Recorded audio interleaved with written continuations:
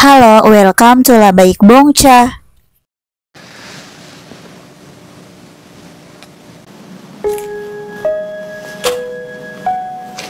Senci seorang remaja yang mengidap tumor otak. Dia merasa dirinya tidak lagi sendirian. Sosok seorang gadis dengan rambut panjang dan kulit pucat sering muncul di sekitarnya. Lalu Senci menyadari keberadaan gadis itu bukanlah hal yang biasa. Tidak ada orang lain yang menyadari kehadirannya. Gadis itu selalu berada di dekatnya, kadang berdiri diam di sudut ruangan, tapi ternyata gadis itu bisa berkomunikasi dengan Senci. Awalnya Senci mengabaikannya, mengira itu cuma halusinasi karena penyakitnya, tapi semakin lama keberadaan gadis itu terlalu nyata. Gadis itu adalah Duhe, seorang gadis kematian. Senci mulai memahami, Duhe ternyata bukanlah sosok hidup seperti dirinya. Dia adalah gadis yang sedang koma. Duhe tampaknya terperangkap di antara dunia hidup dan mati, menjalani eksistensi tanpa tujuan yang jelas. Dan sekarang entah kenapa dia berada di sini, di sisi Senci. Senci tahu bahwa ayahnya yang seorang politikus dan sangat sibuk mau dirinya segera menjalani operasi tumor. Ayahnya bahkan menggunakan kondisinya buat mendapatkan simpati publik, menampilkan citra keluarga harmonis yang sangat peduli. Tapi Senci membenci semua itu. Kemudian hari-hari berlalu, hubungan antara Senci dan Duhe semakin dalam.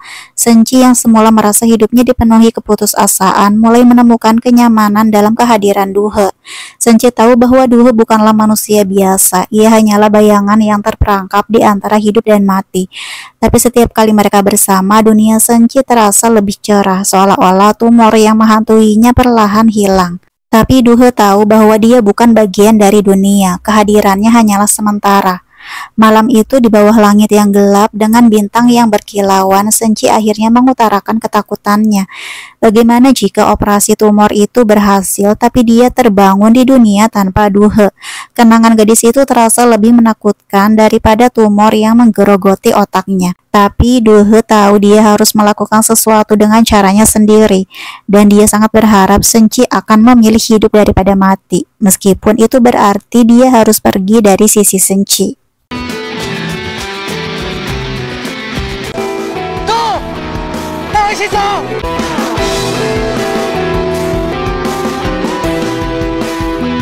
Senci berbaring untuk didorong ke kamar operasi. Dia seperti terperangkap dalam pikirannya, bergulat dengan rasa takut yang terus menghantui. Ayahnya berusaha tetap tenang, tapi kegelisahan yang beliau rasakan tidak bisa disembunyikan. Di sudut ruangan yang tenang, sosok lain hadir. Duhe, gadis kematian yang hanya bisa dilihat oleh Senci. Dia berdiri tanpa suara, tapi perlahan bergerak mendekat, memeluk Senci dan memberikan kata-kata perpisahan.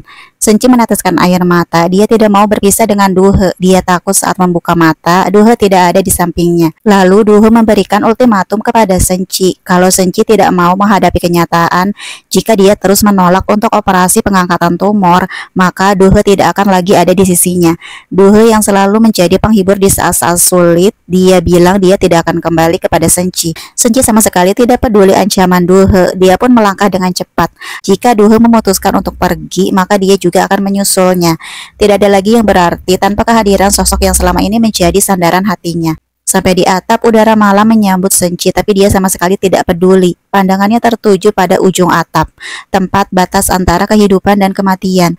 Darah segar tiba-tiba mengalir dari hidungnya, tanda penyakitnya semakin parah. Di ujung atap, dia berhenti sejenak, memandang ke bawah. Dia bilang, Duhe, aku akan menyusulmu segera. Saat tubuhnya mulai melompat, teriakan panik dari tim medis terdengar pecah. Semua orang menyaksikan itu dengan rasa ngeri, merasa tidak berdaya menghentikan Senci untuk melompat. Tapi sebelum tubuhnya mencapai akhir, sesuatu yang tidak terduga terjadi. Duhe muncul melayang dengan kecepatan luar biasa menuju Senci. Di udara, Duhe menangkap tubuh Senci yang terjatuh dan memeluknya dengan erat. Dengan hati-hati, Duhe membawa tubuh Senci turun ke tanah. Tim medis berlari mendekat, menemukan tubuh Senci yang sekarang pingsan, terbaring di atas permukaan tanah yang dingin. Ruangan rumah sakit terasa gelap ketika Senci perlahan membuka matanya. Operasi tumor sekarang telah selesai. Senci memalingkan wajahnya ke samping dan di sana ayahnya tertidur dengan kepala bersandar di tepi ranjang. Hati Senci terasa hangat melihat sosok itu. Ayah yang dulunya begitu keras, begitu jauh, kini telah berubah.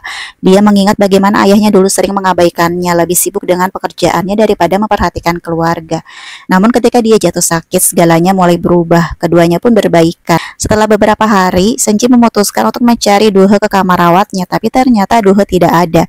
Dan akhir dari drama ini menampilkan Senci yang ternyata bisa bertemu dengan Duhe kembali di kehidupan nyata.